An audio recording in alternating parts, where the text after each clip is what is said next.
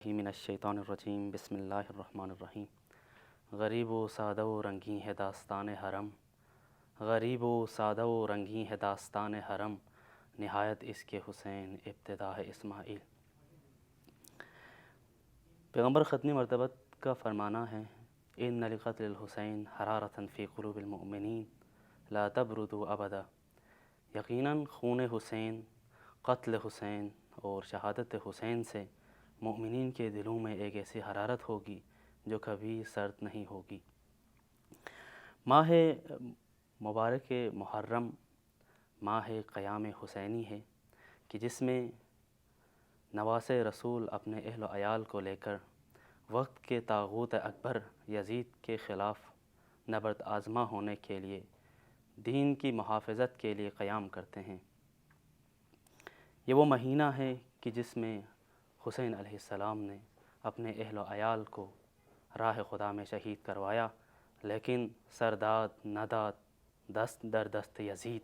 حقا کے بنا لا الہ است حسین۔ ویسے تو ماہ محرم عاشوراء واقعہ کربلا کے حوالے سے متعدد کتابیں لکھی گئی ہیں۔ ہم بچپن سے داستان کربلا سنتے آ رہے ہیں، ہمارے علماء کے ذریعے سے ہم کتب میں واقعہ کربلا کو پڑھ رہے ہیں اور پڑھتے آ رہے ہیں،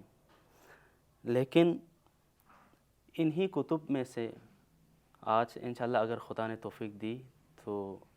اس سال اس محرم میں وہ کتابیں جو ہمارے مراجعین ہمارے علماء نے داستان کربلا کو کوٹ کرنے کے لحاظ سے مستند قرار دیا ہے، ان کتب کی معرفی کراؤں گا انشاءاللہ اگر خدا نے توفیق دی تو۔ ان کتب کی معرفی کرنے کی جو اہم وجہ اگر میں بیان کروں دو لفظوں میں، ایک تو یہ کہ اکثر مؤمنین فقط واقعہ کربلا کو سنتے آ رہے ہیں ممبر حسینی سے، لیکن اصل منابع جہاں سے اس واقعے کو کوٹ کیا جاتا ہے اس سے غافل ہیں، یا نہ جاننے کی وجہ سے یا معلوم نہ ہونے کی وجہ سے یا ان کو کسی نے بتایا نہیں۔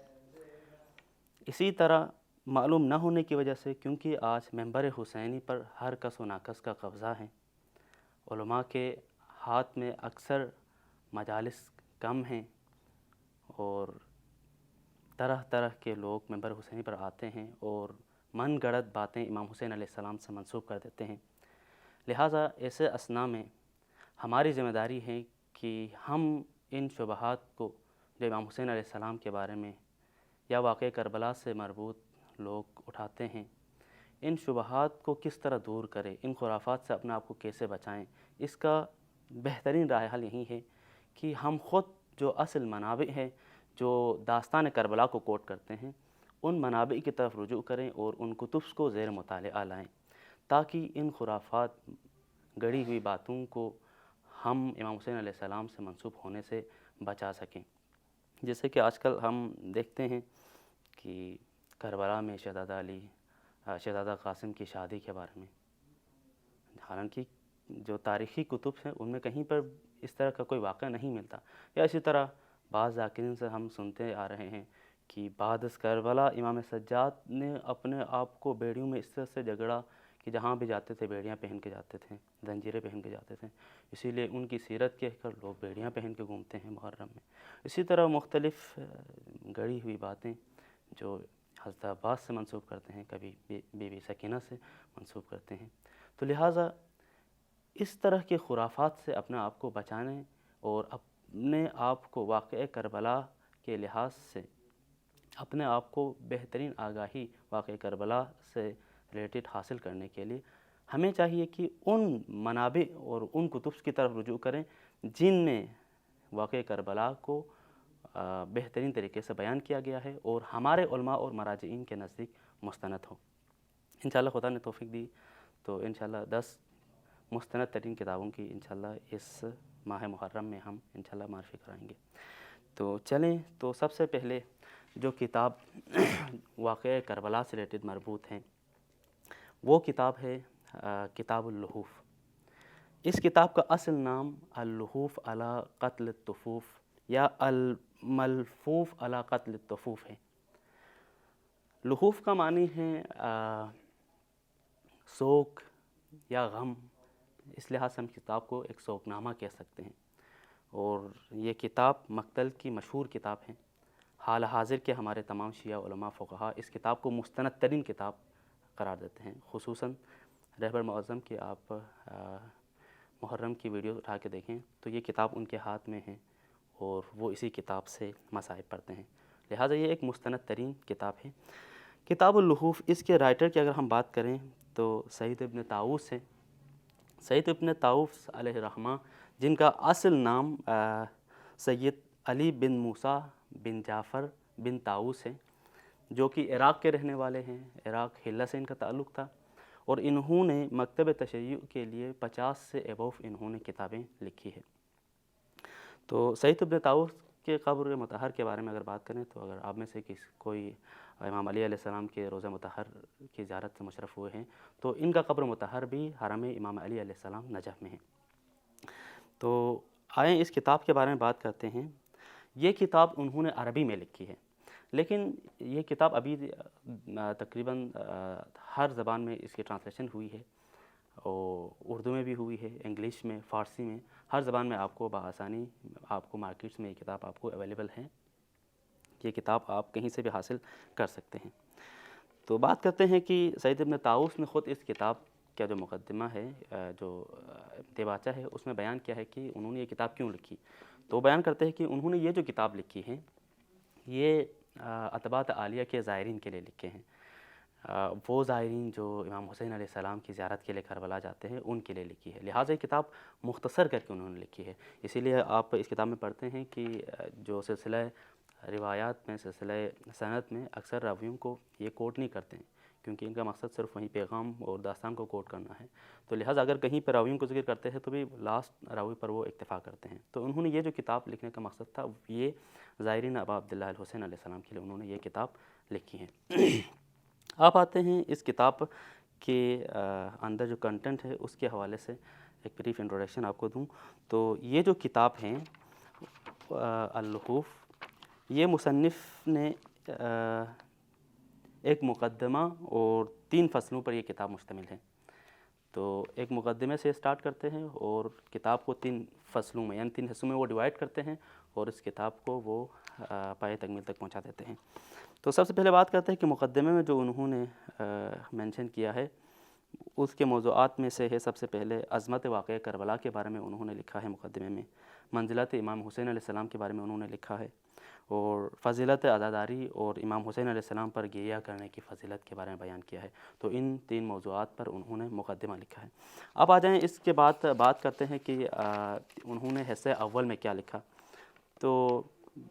مقدمہ تو ہو گیا، اس کے بعد انہوں نے جو کتاب ڈیوائڈ کیا 3 پارٹس میں۔ تو فرسٹ پارٹ میں انہوں نے امام حسین علیہ السلام سے پہلے جو واقعات رونما ہوئے وہاں سے انہوں نے سٹارٹ کیا، مطلب امام علیہ السلام کی ولادت سے وہاں سے انہوں نے سٹارٹ کیا ہے، اور واقعہ عاشوراء تک آ کر یہ پہلا حصہ ہے، یہ ختم ہو جاتا ہے۔ تو اس حصے میں امام حسین علیہ السلام کی شہادت کے بارے میں جو پیشن گوئیاں رسول صلی اللہ علیہ وسلم نے کی، دیگر اصحاب نے کی، اور یہ سارے یہاں پہ مینشن ہے، اور خاص کر امام علیہ السلام کا جو خروج مدینہ ہے وہاں سے سٹارٹ ہے، کیونکہ یہ کتاب تو مدینہ سے لے کر کربلا تک امام علیہ السلام نے جگہ جگہ جہاں جہاں پر بھی خطبات دیے ہیں، اچھا جہاں جہاں پر امام نے خطوط لکھے ہیں، کیونکہ امام علیہ السلام مخفیانہ طور پر امام نے قیام نہیں کیا بلکہ علنی طور پر امام نے قیام کیا، تو ہر ایک تک امام علیہ السلام نے اتمام حجت کی کہ میں نبی کے دین کو بچانے کے لیے قیام کر رہا ہوں۔ تو امام علیہ السلام نے بعض اصحاب تک، کیونکہ اصحاب رسول سارے تو نہیں مرے تھے، موجود تھے امام علیہ السلام کے دور میں، تو بعض کو امام نے خطوط لکھے ہیں، بعض کے پاس امام خود چل کے گئے ہیں، بعض کے لیے امام نے نائبین بھیجے ہیں۔ تو یہ سارے جہاں جہاں پر امام نے نائب بھیجے ہیں، خطابات کی ہے، وہ سارے یہاں پر مینشن ہے۔ اس کے بعد حصہ اول میں خبر شہادت حضرت مسلم علیہ السلام کے بارے میں ڈیٹیل یہاں پر ہیں، اور حضرت حور علیہ السلام کا امام کو راستہ روکنا اور حور کا توبہ کر کے امام علیہ السلام کے ساتھ ملنا، یہ حصہ اول ہے۔ اب آئیں بات کرتے ہیں اس کے حصہ دوم کی۔ حصہ دوم جو شروع ہوتا ہے شب عاشور اور امام علیہ السلام کا لشکر عمرسات سے مہلت طلب کرنے، یہاں سے شروع ہوتا ہے اور امام علیہ السلام کی شہادت پر ختم ہوتا ہے۔ تو اس حصے میں آپ دیکھیں تو جتنے بھی شہداء شہید ہوئے ہیں ان کا ذکر ملتا ہے، شہزادہ علی اکبر، شہزادہ علی اصغر، شہزادہ قاسم، مولا غازی عباس، زبیر ابن قین، ہور، تو بہت سارے اصحاب کا جو کے بارے میں جو مصائب ہیں ان کا جو مقتل ڈیٹیل اس حصے میں انہوں نے بیان کی ہے۔ اب حصے دوم کے اینڈ میں انہوں نے سید ابن طاؤس علیہ الرحمہ نے قاتلان امام حسین علیہ السلام کے روز قیامت عذاب کے بارے میں 2 روایت انہوں نے کوٹ کیا ہے جو کہ یہاں پر مینشن ہیں۔ اس کے بعد جو تیسرا حصہ ہے اس کتاب کا وہ شروع ہوتا ہے امام حسین علیہ السلام کی شہادت کے بعد رونما ہونے والے واقعات سے۔ تو یہ جب شروع ہوتا ہے امام علیہ السلام اور شہداء کے سروں کو کوفہ لے جانے سے یہ شروع ہوتا ہے، یہ والا حصہ جو ہے یہ بخش، پھر اسیران کربلا کا کوفہ شام سے واپس مدینہ آنے تک کے جتنے بھی واقعات ہیں وہ سارے یہاں پر مینشن ہیں، جس میں بی بی زینب سلام اللہ علیہا کے خطبات شام میں یزید کے دربار میں، امام سجاد علیہ السلام کے، تو جو بھی واقعات رونما ہے وہ یہاں پر مینشن ہے۔ اور آخر میں یہ جو حصہ سوم ہے اس کے آخر میں سید ابن طاؤس علیہ الرحمہ نے